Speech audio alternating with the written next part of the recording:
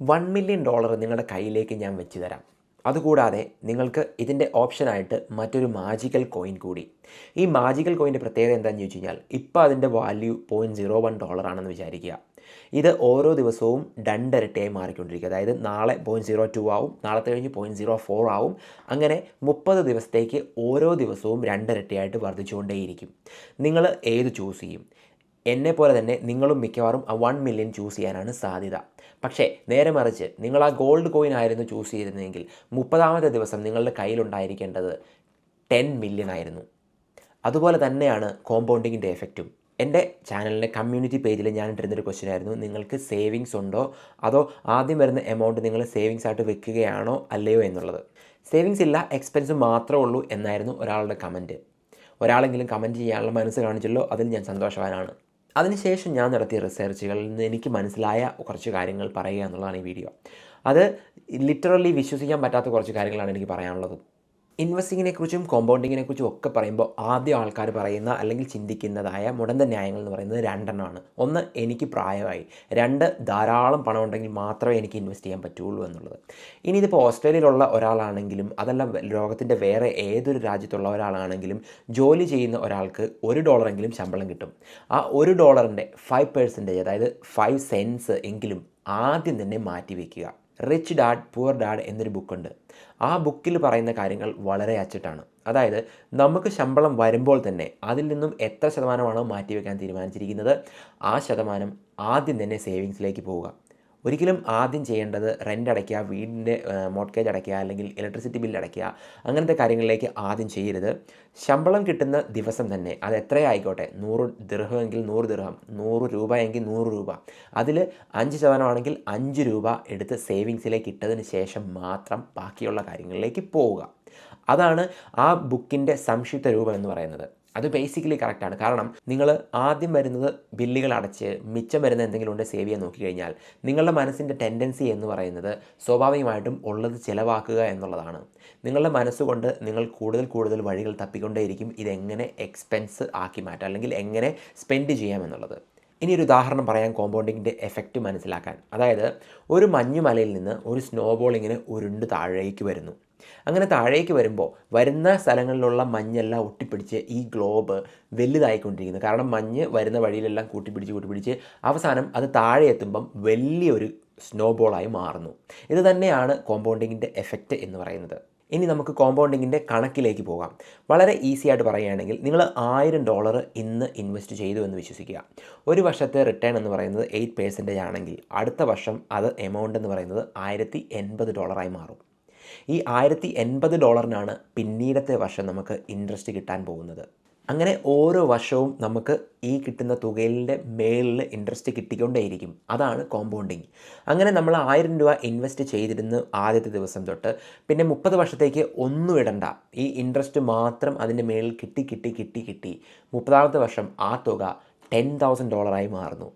അത് 1000 മാത്രം ഒറ്റത്തവണ ഡെപ്പോസിറ്റ് ചെയ്തിട്ട് അതിൻ്റെ മുകളിലുള്ള ഇൻട്രസ്റ്റ് കൊണ്ട് മാത്രം 30ാമത്തെ വർഷം നോക്കിക്കഴിഞ്ഞാൽ കിട്ടുന്ന തുകയാണ് ഈ പറഞ്ഞ 10,000. അതായത് 10 ടൈംസ്.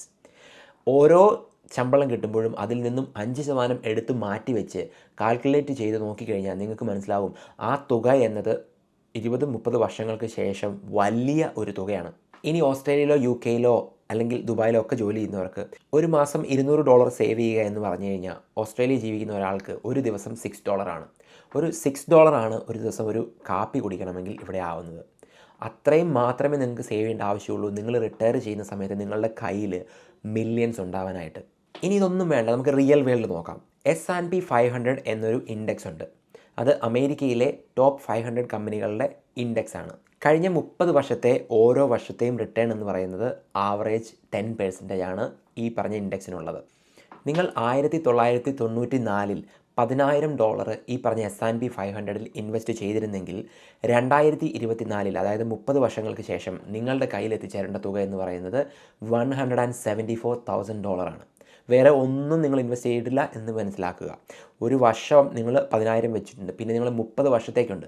അപ്പോൾ നിങ്ങൾ 30 ടൈംസ് ഈ എമൗണ്ട് ഇട്ടിരുന്നു എങ്കിൽ, അതായത് ഓരോ തവണയും നിങ്ങൾ ഈ പറഞ്ഞ എമൗണ്ട് സേവ് ചെയ്തിരുന്നു എങ്കിൽ നിങ്ങൾ ആലോചിച്ച് നോക്കിയേ, $174,000 30 ടൈംസ് എന്ന് പറയുന്ന തുക എത്രയാണ്? ഊഹിച്ച് നോക്കിയാൽ മനസ്സിലാകുന്നതിനും അപ്പുറത്താണ് ആ തുക. പക്ഷേ ഇതിൻ്റെ എല്ലാ എഫക്റ്റ് നമുക്ക് കിട്ടണമെങ്കിൽ നമ്മൾ ഓരോ തവണയും കിട്ടുന്ന സാലറിയിൽ നിന്നും ആദ്യം തന്നെ സേവിങ്സിലേക്ക് ആ പെർസെൻറ്റേജ് മാറ്റി വയ്ക്കുക. ഇതൊക്കെ കേട്ടിട്ട് നിങ്ങൾക്ക് ഇൻവെസ്റ്റ് ചെയ്യാനുള്ള ഇൻസ്പിറേഷൻ ലഭിച്ചെങ്കിൽ ഡെഫിനറ്റായിട്ടും ആദ്യം ചെയ്യേണ്ടത് നിങ്ങളുടെ റിസ്ക് ടോളറൻസ് എടുക്കുക. അതായത് ആദ്യം തന്നെ നിങ്ങൾ എത്ര പെർസെൻറ്റേജാണ് നിങ്ങളുടെ ശമ്പളത്തിൽ നിന്നും മാറ്റി വയ്ക്കാൻ പോകുന്നത് എന്ന് തീരുമാനിക്കുക. 5% അല്ലെങ്കിൽ 10% എന്ന് പറയുന്നത് ഉചിതമായൊരു തീരുമാനമായിരിക്കും. കാരണം റെസ്റ്റ് 90% നിങ്ങൾക്ക് സ്പെൻഡ് ചെയ്യാനും നിങ്ങളുടെ ഫാമിലി ടൈമിനും നിങ്ങളുടെ സേവിങ്സിനും ബാക്കിയുള്ള കാര്യങ്ങൾക്കും ഒക്കെ ആയിട്ട് ചിലവഴിക്കാം. അങ്ങനെ ആ റിസ്ക് ടോളറൻസ് എടുത്തതിന് ശേഷം ഒരു നല്ല പ്ലാറ്റ്ഫോം തീരുമാനിക്കുക ഏതാണെന്നുള്ളത്. ഇന്ത്യയിൽ ഞാൻ യൂസ് ചെയ്യുന്നത് സെറോദ പ്ലാറ്റ്ഫോമാണ്. ഇവിടെ ഞാൻ യൂസ് ചെയ്യുന്നത് സൂപ്പർ ഹീറോ അതുപോലെ കോംസെക്, ഇങ്ങനെ 2 പ്ലാറ്റ്ഫോംസാണ് യൂസ് ചെയ്യുന്നത്. ബെസ്റ്റ് പ്ലാറ്റ്ഫോംസാണ് ഞാൻ കണ്ടിടത്തോളം റിസർച്ച് നടത്തിയത്. എനിക്ക് മനസ്സിലായത് ഈ 3 പ്ലാറ്റ്ഫോംസാണ് ഇന്ത്യയിലും ഓസ്ട്രേലിയയിലുള്ള പ്ലാറ്റ്ഫോംസിൽ ബെറ്റർ എന്ന് പറയുന്നത്. ഈ പ്ലാറ്റ്ഫോമിൽ നമ്മൾ ഓട്ടോമാറ്റിക് ആയിട്ടുള്ള ഇൻവെസ്റ്റ്മെൻറ്റ് ചെയ്യാനുള്ള ഓപ്ഷൻസ് ഉണ്ട്. അത് സെറ്റ് ചെയ്തിടുക. ശമ്പളം വരുന്ന ദിവസം ഏതാണോ ആ ദിവസത്തിൻ്റെ പിറ്റേ ദിവസം ഇത് ഡയറക്റ്റായിട്ട് ഡെബിറ്റ് ചെയ്യുന്ന രീതിയിൽ സെറ്റ് ചെയ്യുന്നതാണ് ഏറ്റവും ബെറ്റർ. അതിലും ബെറ്റർ എന്ന് പറയുന്നത് ശമ്പളം വരുമ്പോൾ തന്നെ ആ ടോളറൻസ് ലെവലിലുള്ള പെർസെൻറ്റേജ് ഇൻവെസ്റ്റ് ചെയ്യുക എന്നുള്ളതാണ്. ആദ്യം തന്നെ മറ്റൊന്നും ചെയ്യാതെ ആദ്യം തന്നെ ആ പെർസെൻറ്റേജ് എടുത്ത് സേവിങ്സിലേക്ക് ഇടുക. അല്ലെങ്കിൽ ഇവിടെയുള്ള കുറേ ഓപ്ഷൻസ് എന്ന് പറയുന്നത് ETF, ഷെയർ ഇൻഡെക്സ് വാങ്ങിക്കുക, ഷെയറുകൾ വാങ്ങിക്കുക, ബ്ലൂ ചിപ്പ് ഷെയറുകൾ വാങ്ങിക്കുക, ഇങ്ങനെ കണ്ടിന്യൂസ് ആയിട്ട് നമ്മൾ വാങ്ങിച്ചുകൊണ്ടേയിരിക്കുക. നാട്ടിലെ മ്യൂച്വൽ ഫണ്ടിന് പകരമാണ് ഇവിടെയുള്ള ETF എന്ന് പറയുന്നത്. ETFൻ്റെ ബൈ ചെയ്യുമ്പോഴും സെല്ല് ചെയ്യുമ്പോഴുമുള്ള കമ്മീഷനും വളരെ കുറവാണ് ഇവിടെയുള്ള പ്ലാറ്റ്ഫോമുകൾക്ക്.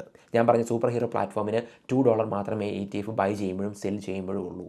അതുകൊണ്ട് ഇങ്ങനെ പ്ലാറ്റ്ഫോം സെലക്ട് ചെയ്ത് വരുന്ന ശമ്പളത്തിൻ്റെ ആദ്യത്തെ എമൗണ്ട് തന്നെ സേവിങ്സിലേക്ക്, ഇങ്ങനെ ETFിലേക്ക് അല്ലെങ്കിൽ ബാക്കിയുള്ള ഇൻഡെക്സുകളിലേക്കൊക്കെ ഇട്ട് ഷെയറിലേക്ക് ഇട്ട് സേവ് ചെയ്യുക. അങ്ങനെ ആ തുക വലിയൊരു തുകയായി മാറട്ടെ. നിങ്ങളുടെ ജീവിതത്തിലെ ഏറ്റവും ബെസ്റ്റ് ഇൻവെസ്റ്റിംഗ് ടൈം എന്ന് പറയുന്നത് 30 വർഷങ്ങൾക്ക് മുൻപായിരുന്നു. പക്ഷേ രണ്ടാമത്തെ ബെസ്റ്റ് ടൈം എന്ന് പറയുന്നത് ഇന്നു മുതലാണ്. അപ്പോൾ ഈ വീഡിയോ കണ്ട് നിങ്ങൾ ഇൻസ്പയർ ആയെങ്കിൽ ഡെഫിനറ്റായിട്ടും ആ കോമ്പൗണ്ടിങ്ങിൻ്റെ എഫക്റ്റ് നിങ്ങളുടെ ജീവിതത്തിലേക്ക് വരാൻ വേണ്ടി $1 നിങ്ങൾ നിങ്ങളുടെ ശമ്പളത്തിൽ നിന്നും ആദ്യം തന്നെ മാറ്റി വെച്ച് സേവ് ചെയ്യാൻ ശ്രമിക്കുക. വീഡിയോ ഇഷ്ടപ്പെട്ടെന്ന് വിശ്വസിക്കുന്നു. ഇഷ്ടപ്പെട്ടെങ്കിൽ തീർച്ചയായും ലൈക്ക് ചെയ്യാൻ മറക്കല്ല്. മറ്റുള്ളവരിലേക്ക് ഷെയർ ചെയ്യാനും മറക്കരുത്. അടുത്ത വീഡിയോയിൽ കാണുന്നതുവരെ thanks for watching. See you guys.